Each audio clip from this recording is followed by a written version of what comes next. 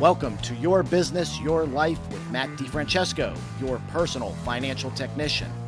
Whether you've had years of success in your business or are just starting out, HighLift Financial can help you create a vision for your business, life, and family, and align these for generational wealth. So as they say, what happens in your life affects your business. And now, on to the show. Well, hello and welcome to Your Business, Your Life with me, Matt DiFrancesco. And, one thing that I've learned is you can be an idiot and still do a podcast, because Diane and I did a whole podcast and I forgot to hit record. So we're starting all over again, but we got a little bit of a trial run. So hopefully we'll be able to go through this pretty smoothly. But anyway, as I said, welcome to Your Business, Your Life. We're after Labor Day. We're now in the last part of the year. And I know, again, if you're in winter states, a lot of times this can be a really busy time, especially with ice and deer hits and those type of things. But I also think it's really important to start thinking about how you want to grow. What do you want 2025 to look like for you? And I know one of the things that is a big challenge for all shop owners, and something I think we need to think about, is where are we going to find talent? Because everybody's struggling to find talent. So you're going to love my guest today. It's Diane Benting. She's the president and founder of BodyShopJobs. It's a job search board specifically for body shop jobs. Diane's got 16 years of experience in the industry, so she knows the industry. She's very involved in the industry. All the guests I seem to have on, it's something that really appeals to me as kind of an outsider coming in, is that a lot of the people in this business care about it, and she's one of those people. So Diane, welcome to Your Business, Your Life. Thank you for having me. Oh, you're no problem. No problem. Once again, you're welcome. Yes. Yeah, why don't you give us a little bit of history, how you decided to start Body Shop Jobs? So I was in the automotive collision industry, marketing shops for about 15 years. And then COVID happened and everything really slowed down for me. So I was twiddling my thumbs to decide what to do. And I came up with Body Shop Jobs. And so what I did was I built the whole thing in Photoshop, met with a couple of web developers, pitched my ideas to them, found a company that said they could do it for me. And so worked on that for about a year. And then April of 2023, we launched officially. That's Yes. awesome. And so tell us a little bit about how the process works, or how either techs find you or shop owners find techs on it. So if you're an employer, you can go on and you can post your job opening, and then you can also browse resumes on the site. And if you're looking for a job, you can go on and post your resume and you can apply to jobs directly. So employers can reach out directly to job seekers, and job seekers can reach out directly to employers. Okay, that's great. So what do you think what is the biggest mistake you think shop owners are making when they're trying to acquire talent? I think the biggest thing is they're going back to what they know and sticking with what they hired for the last 10, 15, 20 years. And they're forgetting about how we're turning into a technology company, Right. and starting hiring people that are graduating from trade schools or in the technology sector already, and hiring them to come over and teach them the automotive side. Oh, isn't that the truth? I have a client of mine who's, always says we're driving computers on wheels. And I think we forget about that. But I think the other thing that we tend to forget is, because this has become such a highly technical job, we need to compensate accordingly. And we're still paying flipping burger wages to, entry level techs. What are some of your thoughts about that? Yes, I think we need to make sure that we're getting paid for everything that we're doing, Right. where you look at it and you make sure you're getting paid for all your materials, your labor, and then you have enough to cover your overhead costs too. Make sure you have enough to cover your benefits that you want to offer your employees. So with that, you have to make sure, which everybody drives in, make sure you're getting paid by the insurance companies, but also make sure you're getting paid by your walk-ins that are paying for their own vehicle fixes. Don't give them discounts just because they're a walk-in person. Make sure you're getting paid for everything that you are owed.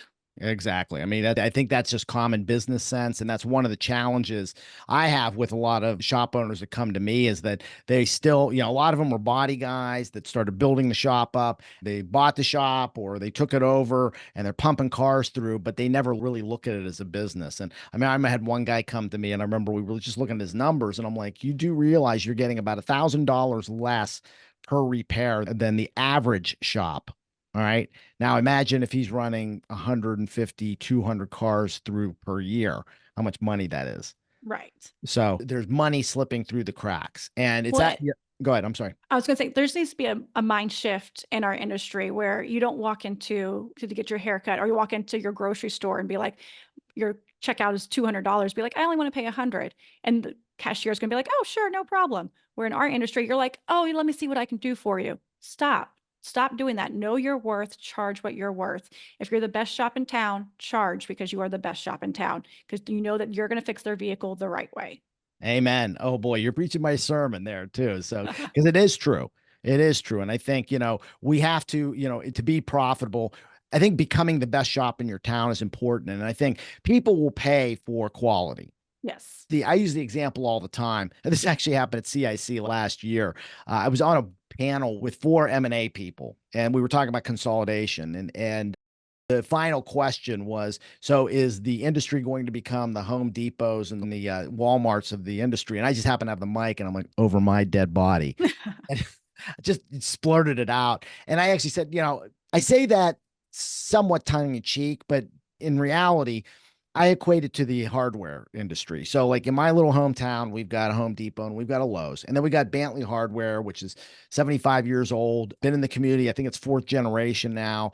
And I get personalized service that's there. I get, if I've got a specific job to do, I can go down there and say, oh, I've got a Moen sink that's leaking, kitchen sink that's leaking. And they said, oh, well, here's the model. Okay, here's the parts that you need. You might need this tool too. And they give me that personalized service. I pay a little more than what I'm going to pay at Home Depot. But first off, I'd rather get the personalized service. Second, I'd like to support locally because I know they're supporting our communities. And so I think, the independent shop be that way too.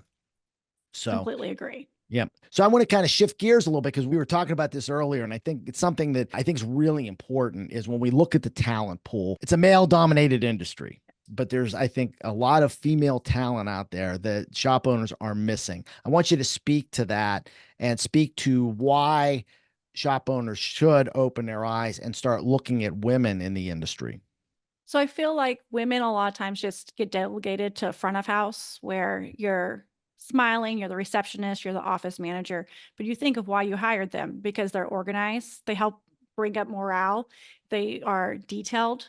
And so that's what you also want in your back of your shop too. You want somebody in the paint booth that is able to recognize detail, like we talked about blending in our non-recorded podcast. Yes, right, exactly. Being able to blend, keeping the mixing room nice and clean. Women are going to be able to do that better than men. Men are great because they see the overall picture and they can see how it's all going to come together, where women are going to find out every little detail and be like, okay, but don't forget about step B, C, and D, where men are like A and E. Here we go. Let's roll with it. And we'll figure it out along the way. And women want the step-by-step procedures. So that we work really well together that way.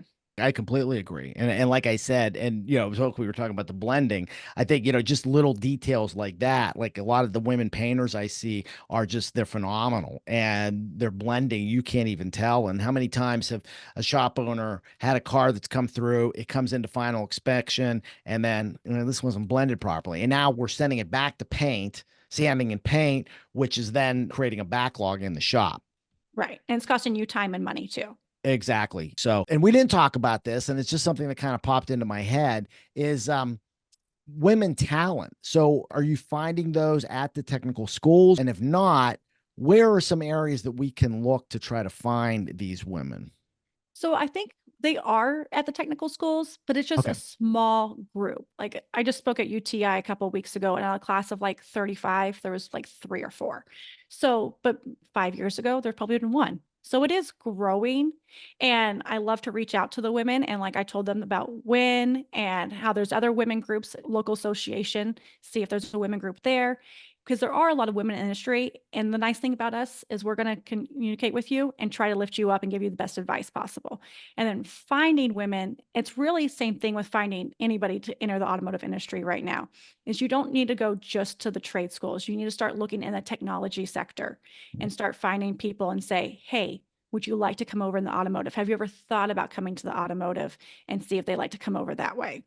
Right. I think that's a key thing. If you're a shop owner that's not in the Houston area, because that's where Diane's based, I would recommend if you have a connection with a technical school, all of our content, everything's going to be in the show notes, or contact information, bodyshopjobs.com is all going to be there. But I would suggest email her and start making connections so that we can start getting more and more people out there, and especially these women. We were talking a little bit on the non-recorded one about the book, Who Not How, which is from Dan Sullivan. And I think my clients are getting tired of me preaching this book. But I think, too many times we try to figure out the hows, and really what the question we should be asking is, who do we get? And correct me if I'm wrong, Diane, but I think sometimes shop owners are looking for people with a particular skill set instead of looking for the right person. Could you speak on that? I completely agree. You need to look and see what your company culture is, because every shop is different. Make sure you find somebody that fits your culture, has skills that you're looking for, but also you can train them. Like I said earlier, like maybe they come from a tech background, but they have an interest in cars or anything like that. We can teach them about cars. Right. You can't, same thing with like a sales guy. Teaching somebody sales is a lot harder than teaching them about the cars. So if they already know that, coming in and just teaching them, hey, this is about cars, they'll pick it up like that. Right. Oh, it's so true. It's so true. And like you said, you can teach somebody sales, but somebody who is the right person that's enthusiastic is going to take to that much more quickly. But I think the culture thing is a huge, huge thing, because people don't want to be numbers anymore. Right. They don't want to be, we were talking about grease monkeys, and people don't want to be that anymore. And I think that's why not only the collision industry, but a lot of the trades have fallen off. I mean, I had a friend of mine whose son, when he was in high school, wanted to go to the VOTEC, and he wanted to study to be a diesel mechanic. And they had this bus that would pick up, there was just a few kids that were going there from the school, and the principal used to come out and like belittle these kids. I mean, actually belittle Yeah. them. And we've kind of sold our kids a bill of goods that, oh, you need to go to college and get a Right. good job. Well, how many college graduates do we see working at McDonald's? Okay. Or Exactly. working at Buc-ee's or any of the local fast food joints or convenience stores are. You know, Tech people, our collision guys, we know at the castle, you can live a good lifestyle, better than what physicians live. Yeah. And you don't have $300,000 worth of debt from student loans, let alone opening your own practice and the debt that you're going to get into there. And then $100,000 a year of medical malpractice insurance. You don't have those things. So there's a lot of benefits. And I know I've got guys that are paying, their production managers, some of their paint guys, six figures. Yeah. Okay. We just need to switch the mindset of our industry that it's, I don't want to say second class industry, but it's not as good as the tech industry. It's not as good doctors and lawyers and everything. We need to switch that mindset and say, no, working on cars, because they're not going anywhere. I don't care what people say with the fossil fuels and the driverless cars. It's not going anywhere for a long time. Right. There's going to be cars. There's going to be accidents. Yes. It's just how it's going to be. As long as people are around, there's going to be some accidents. Isn't that the truth? Even in autonomous cars. Even in autonomous cars. Yep. Exactly. They're still going to have accidents. So, because there's going to be people they're not going to get rid of their 1957 Chevy. Like, they're keeping that. That's so there's going to be accidents. So our industry is not going away. So now we just need to figure out the way to switch the mindset that we're not a second tier industry. We are up there with everybody else. Completely agree. We really are. And we were talking about this earlier, about this idea of mentorship. And I was telling Diane a story about one of my clients. He had a painter. He was a good painter, but he left the shop to go to another shop to get more money. I think he went to a consolidator, and he found out the grass wasn't always greener. So he came back, and my client hired him, and he's paying him six figures. And he said, look, but your whole job is going to be a mentor. You're going to mentor my painters. And the guy kind of got paranoid because he's like, well, I'm going to work myself out of a job. He goes, no, because you're going to mentor them. Then when they can take over, we bring in the next one, because I want them to be doing production. You can mentor them until a point when then you decide to retire. Now they've got enough skills and they've learned from you how to mentor each other. And now we've created this rotating leadership ladder. Yes, completely agree with that. And same thing in just the industry in your shop, continuing training, continuing developing your people, because if they get stagnant, they're going to leave. They get stagnant. They think they're replaceable. That's what they think, they're stuck. You want them thinking that they can grow with the company. And if they grow, you grow too. So continue training, continue developing them into the greatest person that they can be. Correct. One of the great things I know, I think the first time we met was at Northeast. in Secaucus, New Jersey. And the one nice thing that I see, you would see shop owners come in with all of their guys, and they were all part of kind of the decision-making process in each one of the areas. And I think even that, giving them that kind of an ownership mentality, maybe if it's just of their department or just what they do, but when they start to have, now they've bought in. Right. And it's funny, being at Northeast and being at the trade shows as a body shop job board, you see the owners walking around with their employees and they're like, no, no, no, don't look at her. Don't look at her. Walk right by, walk right by. You don't need a new job. I got you. You're good. That's exactly right. But I think everybody can build that. What we need to do is we really need to have that space that you've created, Diane, to make it very easy to post and to also find talent. And then now we need to start attracting the talent. So Right. anybody who's listening to this podcast, if you're a shop owner, if you're involved in one of your organizations, I say, start to promote Body Shop Jobs. Diane's contact information is going to be in the show notes. I would suggest contacting her, seeing how you can get linked in with her. If you have connections with the trade schools, I think that's another great opportunity. And I think, having people like Diane come in, or, anybody who's understands what this, what we're talking about here as far as who the talent, where the talent pool is, come in and start talking to kids about the benefit of the industry. And you know what? You can have a great career and really think about it. Think about the independent shop. Who's going to care for you more? That independent shop owner who on Fridays pulling out the grill and making hamburgers and hot dogs and playing cornhole at 2:00 in the afternoon. Okay. Or McDonald's. Right. You're not doing that stuff. Right. So Diane, any final thoughts you have for me? I think just making sure that you're involved in your community, you're involved with your associations, you're involved with everything that you can possibly just use to promote your company is going to make you succeed. So get out there, network, and just be involved. That's great. So yes, I want to thank you for being on. I think what you're doing is there to solve a problem. Now we've got to build the databases. And that's what I'm encouraging everybody here to do is let's start building, encouraging young people, encouraging women to start looking at this as a career and getting into the database. So then we solve two problems. We got kids that can have great careers with really great pay. And we can have shop owners are having the needs filled so they can be as productive and have the lifestyle that they want. So anyway, Diane, I really just want to commend you and thank you for what you're doing.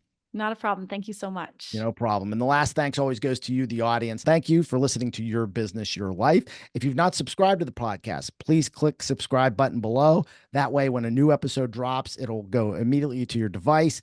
Also, if you're watching YouTube or listening to iTunes, Spotify, whatever you're listening or watching this on, please, if you like what you're hearing, give us a 5-star review. That way we can get more of our great guests like Diane out to more people and we can really make a change in the world and in this industry. So again, I want to thank the audience. Again, Diane, thank you so much. I really enjoyed being with you twice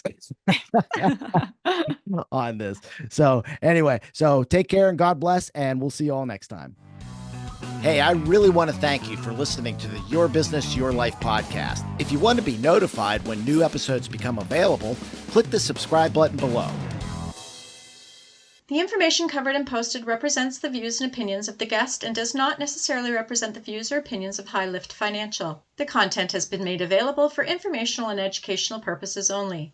The content is not intended to be a substitute for professional investment, legal, or tax advice. Always seek the advice of your financial advisor or other qualified professional with any questions you may have regarding your business or personal planning. DiFrancesco Financial Concierge, LLC, DBA High Lift Financial, is a registered investment advisor. Registration with the United States Securities and Exchange Commission or any state security authority does not imply a certain level of skill or training.